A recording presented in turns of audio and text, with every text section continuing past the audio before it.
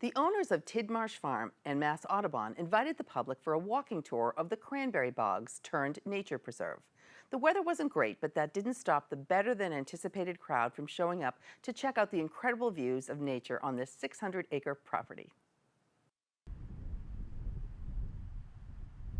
In December of 2015, PCN visited the Tidmarsh Farm as it was in the early stages of its official transition from cranberry bogs to nature preserve. Now, less than a year later, the property owners have teamed up with Mass Audubon to host a walk that's open to the public. And the weather was pretty similar to the first day we arrived there. Because of the inclement weather, organizers of the event may have even lowered their expectations as to what the turnout size would be, but they were pleasantly surprised when over 60 people showed up, and that allowed them to have 3 full groups for their walking tours, the 20-minute, 40-minute, and 60-minute tour through the property. For Mass Audubon, the location here in Plymouth is significant for a number of reasons.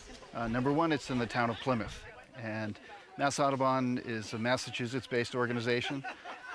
Contrary to what many people think, we're not a chapter of National Audubon. We're the first Audubon organization in the world.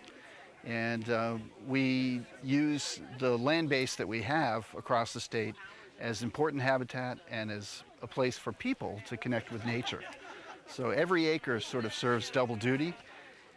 Plymouth is a place, the greater Plymouth area is a place that we're really not currently on the ground yet. So we're really, really excited about it for that perspective.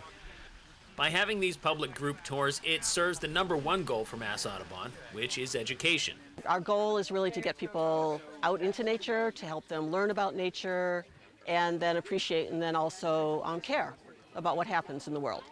And we do that through school programs, adult programs, walks like what's going on today, so that people can really, start to learn what's out here, the opportunities for education, and just how special it is.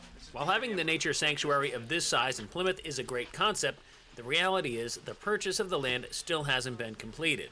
This is a very, very exciting opportunity, probably the most exciting opportunity that I've been involved with in my 16 years with Mass Audubon. We need to raise $3.6 million. We need people's help. If they can help us directly, great. If they know someone else who could help us, that would be appreciated as well. And while that may sound like a large sum of money, for 600 acres of land, the overall asking price is well below market value.